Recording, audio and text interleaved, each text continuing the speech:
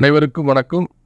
அகரம் Jothidam Sivakasi Senthilbattar YouTube channel next gen astro media இணைந்து வழங்கும் தை மாத பலன்கள் இப்பொழுது பார்க்க இருக்கின்றோம்.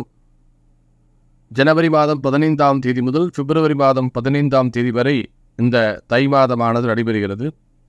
இந்த தை மாதத்தில் என்னென்ன பலன்கள்லாம் எந்தெந்த ராசிகளுக்கு எப்படியெல்லாம் கிடைக்கப் போகிறது என்பதை இந்த காணொளியில் மிக விரிவாக காண இருக்கின்றோம்.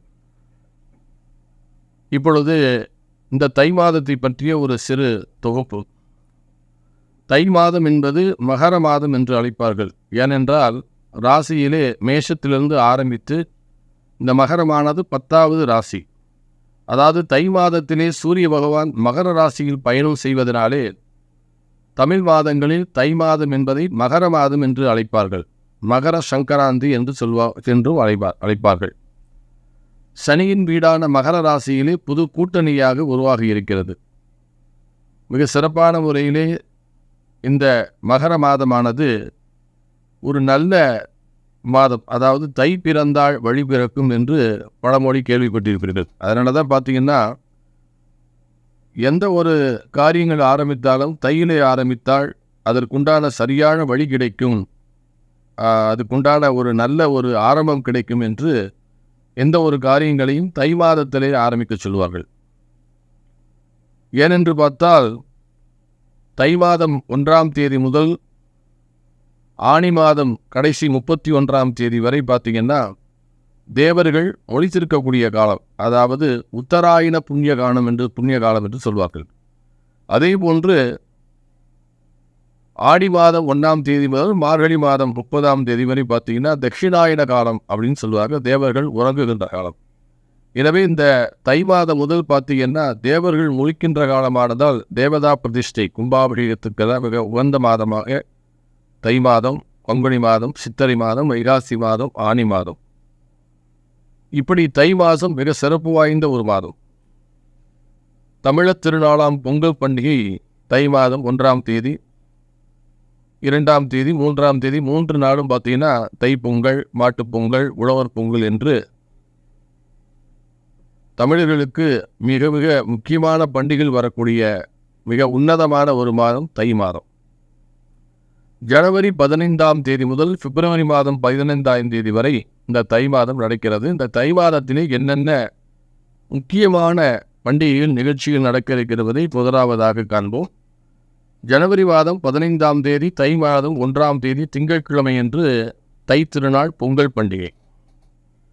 இந்த பொங்கல் பண்டிகை என்று காலை 6 மணிக்கு மேல் 7:25 மணிக்குள்ளும், 9 மணிக்கு மேல் 10:25 மணிக்குள்ளும், மதியம் 12 மணிக்கு மேல் 1 மணிக்குள்ளும் பொங்கல் வைத்துக் கொள்ளலாம். அன்றைய தினம் சோமவாரம் திங்கட்கிழமை. எனவே காலை 6 மணிக்கு மேல் 7 மணிக்குள் சந்திரகோரையிலே மிக சிறப்பான முறையிலே பொங்கல் இடலாம். நல்ல நேரம். அடுத்தாற் போன்று பார்த்தீங்கன்னா ஜனவரி மாதம் 16ஆம் தேதி செவ்வாய்க்கிழமை முருகப்பெருமானுக்கு உகந்த நாள் என்று சஷ்டி விரதம் மேற்கொள்ளலாம். அதனை அடுத்தாற் போன்று மிக முக்கியமான நிகழ்வுகளே ஜனவரி மாதம் 17ஆம் தேதி உழவர் திருநாள். அதனை அடுத்தாற் போன்று ஜனவரி மாதம் 20ஆம் தேதி முருகப்பெருமானுக்குரிய கார்த்திகை விரதம் அனுஷ்டிக்கப்படும். ஜனவரி 21ஆம் தேதி ஏகாதசி விரதம் இருப்பவர்கள் இருக்கலாம். ஜனவரி 23ஆம் தேதி அன்று வளர்பறை பிரதோஷமானது வர இருக்கின்றது. அதனை அடுத்தாற் போன்று மிக முக்கியமான நிகழ்வு தை மாதம் ஜனவரி மாதம் 25ஆம் தேதி தைப்பூசம், தை பௌர்ணமி மிக சிறப்பான முறையிலே முருகப்பெருமானுக்கு உகந்தது. அதுபோக தைப்பூசமானது யமதர்மனுடைய ஜென்ம நட்சத்திரம். திருப்பைஞ்சிலி, திருச்சியிலிருந்து 15 கிலோமீட்டர் உள்ள அந்த திருப்பைஞ்சிலே யமதர்மன் பாலகனாக பிறந்து இன்றும் சிவபெருமான் பார்வதி தேவியுடைய பாதத்திலே பாலகனாக காட்சி தருக்கிறார். தைப்பூசம் அன்று அங்கே மிக சிறப்பான வழிபாடுகள்லாம் நடக்கும். அங்கே சென்று வழிபட்டால் அன்றைய தினம் நமக்கெல்லாம் நீண்ட ஆயுள் கிடைக்கும். வேலை இல்லாதவர்களுக்கு வேலை உத்தியோகம் கிடைக்கும். மிக முக்கியமான ஒரு இடம் அந்த திருப்பைஞ்சிலி. தைப்பூசம் மிக முக்கியமான ஒன்று. அதனை அடுத்தாற் போன்று ஜனவரி மாதம் 26ஆம் தேதி நமது இந்திய குடியரசு தினம். ஜனவரி 29ஆம் தேதி அன்று சங்கடகர சதுர்த்தி நடைபெற இருக்கிறது. அதனை அடுத்தாற் போன்று ஜனவரி 30ஆம் தேதி மாத சிவராத்திரி நடைபெறுகிறது. ஜனவரி 30ஆம் தேதி காந்திஜி நினைவு நாள் நடைபெற இருக்கிறது. அதனை அடுத்தால் கொண்டு பிப்ரவரி மாதம் 6ஆம் தேதி தேய்பிரை ஏகாதசியும், பிப்ரவரி 7ஆம் தேதி பிரதோஷ வழிபாடு நடைபெற உள்ளது. பிப்ரவரி மாதம் 8ஆம் தேதி மாத சிவராத்திரியும், பிப்ரவரி மாதம் 9ஆம் தேதி மிக முக்கியமாக முன்னோர்களுக்கு வந்த தை அமாவாசை. வருடத்திலே ஆடி அமாவாசை, புரட்டாசி அமாவாசை, தை அமாவாசை முன்னோர்களுக்கு மிக சிறந்தது. அதில் அந்த தை அமாவாசை வருகின்ற பிப்ரவரி மாதம் 9ஆம் தேதி நடைபெறுகிறது. இந்த மிக முக்கியமான தை மாதத்திலே இந்த நிகழ்வுகள் எல்லாம் நடைபெற உள்ளது. இப்பொழுது இந்த தை மாதத்திலே ஒவ்வொரு ராசிக்காரர்களுக்கும் என்ன மாதிரி பலன்கள் அமையப் போகிறது, அவர்களுடைய வாழ்க்கை தரம் எப்படி உயரப் போகிறது என்பதை பார்ப்போம். அடுத்தால் போன்று மிதுன ராசிக்காரர்கள்.